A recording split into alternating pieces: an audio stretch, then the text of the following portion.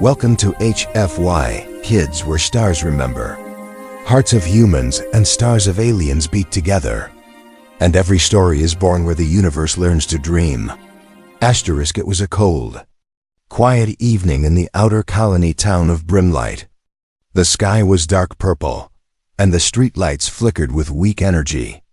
Jack, a tired human mechanic, locked the doors of his small repair shop and stepped outside. He had worked all day fixing an old cargo drone, and now, he just wanted to go home and rest. As he walked past the narrow alley behind his shop, something made him stop. He thought he heard a soft sound like a sniffle, maybe a small cry. He turned his head and looked down the alley. There, near the trash bins, were two small figures hiding in the shadows. Jack squinted. One of them was shaking, the other sat still, holding something close. "Hey," Jack called out gently. "Are you okay?" The figures didn't move. He stepped closer, slowly, not wanting to scare them. As he got nearer, the pale light from the back door lamp lit their faces. They weren't human. Two small alien children, thin and dirty, stared at him with wide, frightened eyes. Their skin was smooth and light blue, with faint glowing lines like veins under their cheeks. One was a girl with a torn cloth wrapped around her shoulders. The other was a boy younger, with a scratched metal pendant hanging from his neck. They looked hungry. Very hungry. Jack didn't know what to say. He had never seen alien children like these before, but he could see the fear in their eyes. They looked like they had been hiding for days. "Wait here," Jack said softly. Holding up his hands, he rushed back to his shop, opened his lunchbox, and grabbed the half sandwich and a pack of dried fruit he had saved. Then he walked back to the alley and slowly placed the food on the ground near them. "It's okay," he said. "You can eat." The children didn't move at first, but after a moment, the girl crawled forward on her knees. She sniffed the food, looked up at Jack, then quickly grabbed it. The boy followed. They ate fast, too fast, like they hadn't eaten in days. Jack stood back, watching them. His heart ached. They were just kids, lost, scared, and starving. He didn't know where they came from or how they got here. But he knew one thing: he couldn't leave them like this. "I'll bring more tomorrow," he whispered. As Jack walked away, the girl looked up at the stars. Her eyes shimmered with tears. She whispered something in her language, something Jack couldn't understand. Above them, in the night sky, hidden behind the clouds, something large moved silently. A cloaked ship hovered high above the colony, completely invisible to human technology. Inside that ship, a single figure stood in the dark. Her eyes glowed like molten gold. She watched the alley through the ship's advanced cameras. When she saw the human man feed her children, she didn't move, but her voice echoed across the ship like thunder. "He found them," she said coldly. "The one who touches my bloodline must be watched." But she didn't attack, not yet. She waited, because this human, this mechanic, had just stepped into something far bigger than he could ever imagine. Rain poured down hard the next evening. The streets of Brimlight were empty. Water ran through the gutters, and the sky flashed with distant lightning. Jack walked quickly through the rain, holding a plastic bag full of food. He didn't care about getting wet. His mind was only on the two alien children he had found behind his shop. He reached the alley and paused. Were they still there? He stepped inside. The children sat under a metal sheet propped against the wall. The girl had wrapped the boy with her thin cloth. When they saw Jack, their faces lit up. Not with fear this time, but with hope. Jack smiled, knelt down, and handed them the bag. "I brought you something better today," he said. Inside the bag were warm noodles, 2 juice packs, and a small thermal blanket. The girl took it gently. The boy smiled for the first time. Still, they didn't speak. As the children ate, Jack sat on a crate nearby. He looked up at the dark sky. "This storm won't stop soon," he muttered. "You kids need real shelter." He didn't know if they understood him.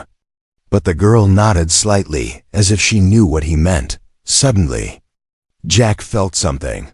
A strange chill ran down his neck. He turned his head. Across the street, just outside the alley, a tall figure stood under a flickering streetlight. The rain poured around them, but they didn't move.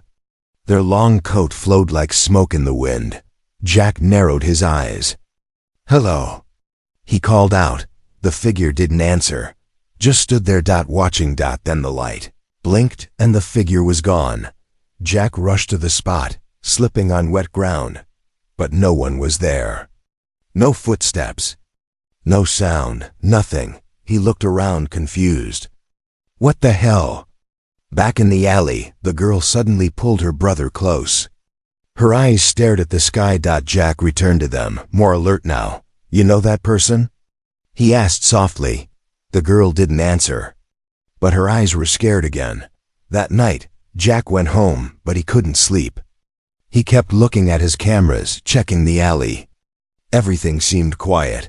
Then, at 2:47 am, something strange happened. For exactly 5 seconds, all of his security feeds went dark. Just black.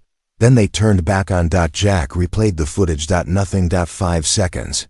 Missing. Just gone. He rewound and watched again. At frame 1 hour 2 minutes and 17 seconds.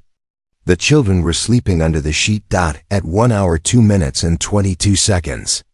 The screen returned, and something had changed. The girl was now awake, sitting up, looking straight at the camera. As if she knew someone had been watching. Jack leaned back, heart pounding. "Who are you?" he whispered to himself. Across the galaxy, on a hidden warship, an alien woman stood before a map of stars. Her golden eyes flicked toward the colony of Brimlight. A voice spoke behind her. "Your children have been found, my queen." She did not smile. She whispered, "They are not safe yet." The human. He does not know what he holds in his hands. She looked out at the stars, and they do not know that others are coming. The next morning came with a heavy sky. Clouds hung low over Brimlight, and the wind carried a strange metallic taste, like something was wrong in the air. Jack opened his shop early, but he couldn't focus on work. His mind kept returning to the 2 alien children, the mysterious figure in the rain, and the missing 5 seconds of his camera footage. He wiped his hands on a towel, took a deep breath, and walked back to the alley. The children were awake, sitting close together, alert like small animals ready to run. But when they saw Jack, their fear softened. The girl gave a small nod. The boy crawled forward and tugged gently at Jack's sleeve. "You're both okay?" Jack asked. The girl pointed at her brother, then at his arm. There was a bruise there, dark blue with a glowing line through it. Jack knelt down, worried. "Did someone hurt you?" he whispered. The girl shook her head. Then she looked up toward the sky with scared eyes. Jack followed her gaze. Nothing was there, just clouds. Still, something felt wrong. He sat beside them, handing out breakfast. The girl suddenly whispered a small word in broken English. "Hunt." Jack froze. "Hunt? Who is hunting you?" She tried again. "Mother." "Hunted." The boy quickly covered her mouth and shook his head, as if saying she shouldn't speak. The girl looked down, scared of her own words. Jack felt a cold weight settle in his chest. Something big was going on. At noon, while Jack was repairing a generator, the sheriff walked into his shop. Sheriff Dalton was a tall man with tired eyes and a habit of chewing gum too loudly. "Morning, Jack," Dalton said, removing his hat. "We're checking around. Some people reported strange activity last night. Anyone suspicious pass by this area?" Jack's heart thumped. He wiped grease from his hands. Just the rain. Nothing strange." Dalton raised an eyebrow. "You sure? We got reports of 2 non-human juveniles seen near the lower market." Jack kept his voice steady. "Kids? Aliens?" "Haven't seen any." Dalton looked around slowly, as if sensing something was hidden. Then he sighed and put his hat back on. "All right. But if you see anything that looks like trouble, don't try to handle it alone." When the sheriff left, Jack quickly locked the door. He hurried to the alley to check the children again. They were shaking. The girl held the boy, whispering to him in her soft musical alien language. When Jack approached, she grabbed his hand tightly. Her tiny fingers were cold. Jack knelt to her level. "I won't let anyone hurt you. But I need to know. Who is after you?" The girl didn't speak. Instead, she took her brother's pendant and held it toward Jack. It was old scratched metal with a strange symbol on it. A circle with 3 sharp lines cutting through it. Jack stared. He had seen that symbol once, years ago. During the war. It was painted on ships that destroyed an entire colony in seconds. Ships led by a powerful alien ruler someone people whispered about in fear. But that ruler disappeared years ago. Killed by her enemies. Or so the galaxy believed. Jack swallowed hard. "Where did you get this?" The boy whispered something. "Just one word, Mother." That moment felt like a cold knife sliding down Jack's spine.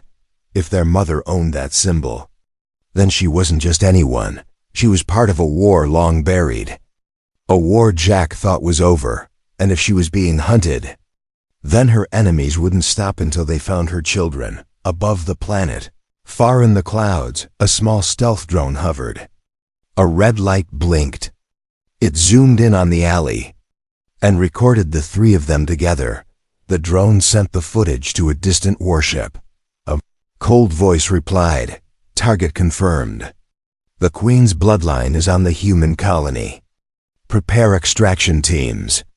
Jack felt a strange shiver at that exact moment, as if danger had finally seen him. He had no idea a forgotten war was about to return, and he was now standing in the center of it. 2 days passed. Jack kept feeding the alien children in secret. He brought them food, water, clean clothes, and even a small flashlight that blinked in different colors. The boy liked it. He smiled when the red light danced on the alley wall, but something in the air had changed. Jack felt it every time he stepped. Outside, more people were walking around with nervous eyes. Soldiers were checking IDs. Strange vehicles with silent engines parked near government buildings. Even the air smelled different, sharper, like metal and fire. Then, one morning, a black transport ship landed quietly in Brimlight's center plaza. No fanfare, no announcements, just a cold breeze and 2 tall visitors in long silver coats. They weren't human. Their faces were too smooth, eyes too bright, and movements too perfect. They smiled, but it was the kind of smile that felt like a test. The taller one called himself Envoy Tarzan.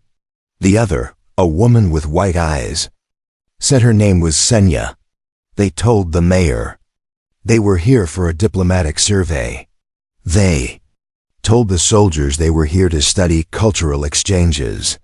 But Jack saw their eyes when they looked around the town. They were hunting, and they were good at hiding it. That evening, they walked into Jack's shop. He tried to stay calm, wiped his hands, smiled the way tired mechanics do. "Can I help you folks?" he asked. Tarzan looked around slowly, examining the machines like they were insects under glass. "You fix old things," he said. Jack nodded. "That's the job." Senya smiled thinly. "Old things often hide secrets." Jack forced a laugh. "Nothing but broken motors here." Tarzan stepped closer. "Have you seen anything strange lately? Any travelers? Or children who seem lost?" Jack didn't blink. "No kids around here. People mostly pass through." Tarzan stared at him for a long time, then smiled. "Thank you for your honesty," he said, though his voice sounded like a blade wrapped in velvet. As they left, Jack saw the woman's eyes flick toward the alley camera feed, playing on his monitor. She smiled, then she was gone. That night, Jack didn't sleep. He took his old hunting rifle out of storage, cleaned it, and reloaded the power cell. He checked the alley 3 times. The kids were asleep, curled under the blanket. He sat on a crate with the rifle across his lap, but he wasn't ready for what happened next. At exactly midnight, the flashlight he gave the boy blinked, then turned off. Jack stood quickly, then a soft hum filled the air. He looked up. Small silver drone, no bigger than a fruit, floated silently in the alley. Its lens blinked red. Scanning. Jack didn't wait. He raised the rifle and caroteened. Fired. The drone exploded in a flash of sparks and smoke. The blast woke the children. The boy screamed. The girl pulled him behind a pile of boxes. Jack ran to them, heart pounding. "I'm here," he said. "It's okay. I got it."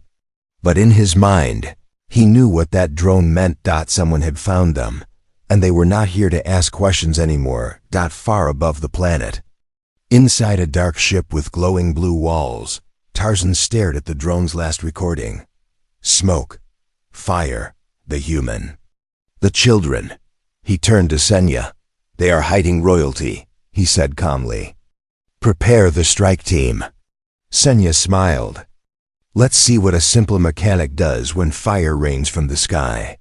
Down on the surface, Jack held the children close, unaware of what was coming. But something inside him had already changed. He wasn't just a man trying to help anymore. Now, he was part of a war, and the storm hadn't even begun. The next evening, Brimlight felt wrong. The wind was too still. The clouds above didn't move. Even the birds that usually circled near the power lines had vanished. Jack stood on the roof of his shop, rifle in hand, scanning the horizon. The children were hidden inside, under the floor hatch he had built the night before.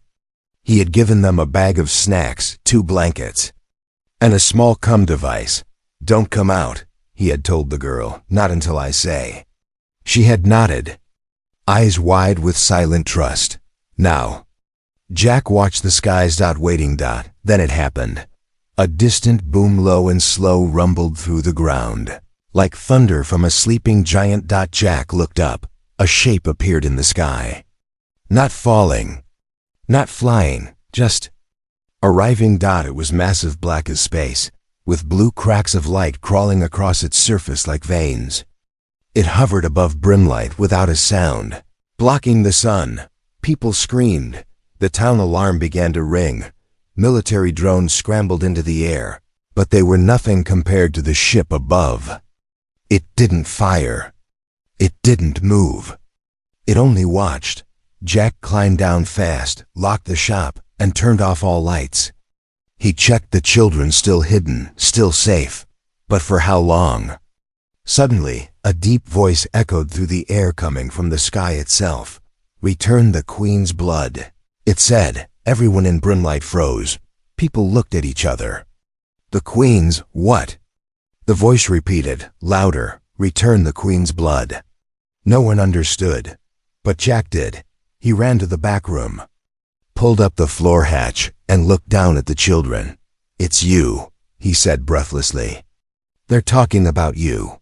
The girl's hands shook. The boy began to cry.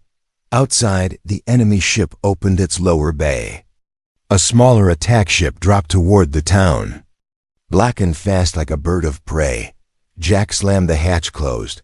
Then he made a choice. He would not give them up. No matter what. He ran to the shop's defense panel, an old leftover system from the colony wars. It hadn't been used in years. He powered it on, rerouted energy from the backup batteries, and activated the anti-air turret mounted on the roof. "Come on. Work," he muttered. The system blinked, then roared to life. Jack ran back outside, climbed the ladder, and aimed the turret. The enemy ship was still hovering, but the smaller one was closer now, facing his shop. Jack didn't wait. He fired. The turret released a screaming blue beam that hit the enemy ship's wing.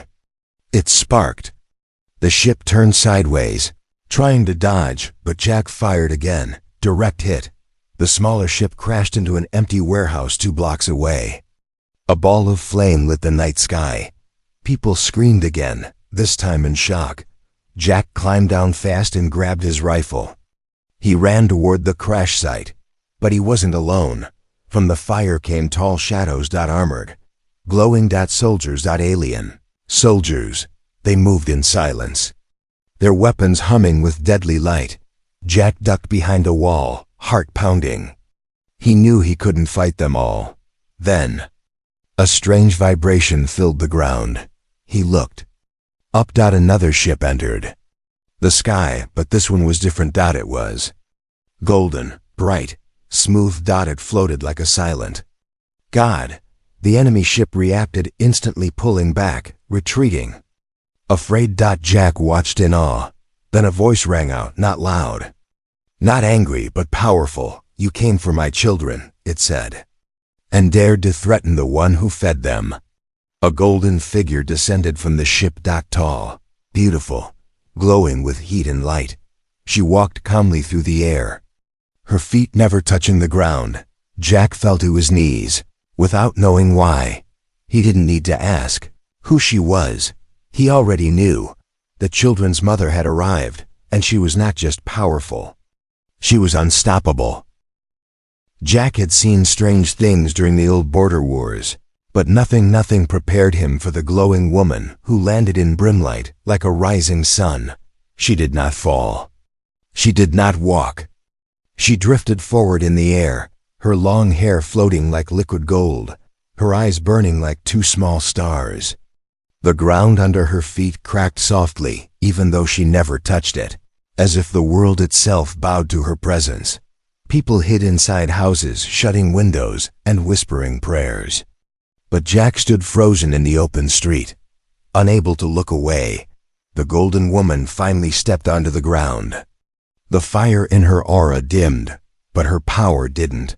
She turned her head, slowly, toward the crashed enemy ship. The armored soldiers inside stopped moving. Some fell to their knees, trembling. Others dropped their weapons. They all lowered their heads, terrified. Not terrified of death, terrified of her. Jack felt a pressure in his chest, like invisible hands squeezing his lungs. He dropped to one knee, gasping for air. The air around her was heavy, like standing underwater. Then she spoke. "You chased my children. You harmed my blood." Her voice wasn't loud. It was soft, almost gentle. But the words carried a weight that made the soldiers flinch. One of the soldiers dared to speak. His voice shook. We only followed orders. We were told the queen was dead." The woman's golden eyes narrowed. Dead? The air turned hotter. Jack swallowed. He knew this type of heat. It was the heat that came before a weapon fired. "Tell me," the woman said, taking one step toward the soldier. "Who gave that order?" The soldier opened his mouth, but no sound came out. His throat closed. His eyes widened in silent panic. The woman raised her hand gently, and the soldier collapsed alive. But unconscious, Jack realized. She didn't even touch him. Her power didn't need to. She turned her glowing eyes toward Jack. He froze. For a moment, the world around him blurred. He couldn't hear the sirens. He couldn't feel the ground. He only saw her. She walked toward him, each step making the air ripple. When she stood in front of him, she looked shorter, because she dimmed her light for him. "Human," she said softly. "Where are my children?" Jack opened his mouth, but his voice cracked. He pointed toward his shop. Her eyes softened. "You hid them," she said, reading him like an open book. "You protected them, even when danger came." Jack forced himself to stand. They were scared, hungry, alone. Any person would help. "No," she whispered, stepping even closer. "Very few would. You did." She raised her hand, not in attack but gently, like a parent touching a child's cheek. Her fingers glowed. Jack felt warmth spread through him, warmth, not pain. "You carry old wounds," she said softly. "You lost people in the war." Jack's throat tightened. He nodded once. "I see your pain," she said. "And now, your courage." She turned her head toward the sky. Enemy reinforcements were approaching. 2 more warships breaking through the clouds. Jack felt panic rise. "They're coming back." "Yes," she said calmly. "For me, for my children. For the throne they want to steal." Jack blinked. "Throne? You're a queen?" The woman looked at him, puzzled that he didn't already know. "I was more than a queen," she said. "My title was not spoken. It was feared. Across 900 worlds." Jack stepped back slightly. "Then what do I call you?" She paused, then spoke a name so ancient, the air around them trembled. Shiravel. Jack almost fell. The name hit him like thunder. He had heard that name before, whispered in war stories, in old military briefings, in frightened voices, but no one ever said it aloud, because no one dared. She was the exiled ruler whose enemies erased her from history. The woman who once ended entire battles with a wave of her hand, and now she was here, standing in front of a human mechanic who fed her children with his leftover lunch. Shiravel looked toward the enemy ships drawing closer. "It is time," she said, "for them to learn what happens when they touch what is mine." Jack felt the ground vibrate. He sensed the storm coming, and for the first time since the war ended, he realized he might be fighting again. Not alone, but beside a mother whose power was not allowed to be spoken. Brimlight was burning. Enemy warships had surrounded the colony. Alien soldiers dropped from the skies like metal rain. Explosions rocked the ground. The people screamed and ran, caught in a war they didn't understand. But Jack didn't run. He stood outside his shop, holding a plasma rifle with shaking hands, sweat pouring down his face. Behind him, inside the building, the alien children waited silent, scared, and hidden beneath the floor. And above him, the most powerful woman in the galaxy floated like a goddess of war. Shiravel, the forgotten queen, raised her arms toward the sky. Energy pulsed through her body, glowing bright gold. The air crackled and clouds twisted as her voice echoed across the battlefield. "You want blood?" she said, her voice calm and terrifying. "Then come take mine." Dozens of enemy ships fired at once, but the beams never touched her. A golden shield spread from her body like a sunburst. Lasers hit it and vanished. Rockets exploded before reaching her. Soldiers on the ground tried to flee, but she raised one hand and gravity crushed them where they stood. Jack watched, stunned. He had seen battle. He had seen death, but he had never seen power like this. Not from machines. Not from leaders. Not from kings. Only from a mother. A mother who would destroy stars for her children. The enemy flagship fired a massive cannon toward her position. It roared like a god's scream. Shiravel narrowed her eyes. She caught the blast in her bare hands and threw it back. The flagship exploded in midair, raining fire like falling stars. The remaining ships fled. Jack dropped to his knees. It was over. Smoke filled the sky. Brimlight was cracked and broken, but still standing. Shiravel landed softly beside Jack. Her light had dimmed. Her face looked tired, but her eyes still burned. Jack looked up at her, his voice hoarse. Why didn't you just take them? You could have left." She knelt beside him. "Because they chose to trust you," she said, "and you chose to protect them, without knowing who they were. That means more than loyalty. That means honor." The children came out, running into their mother's arms.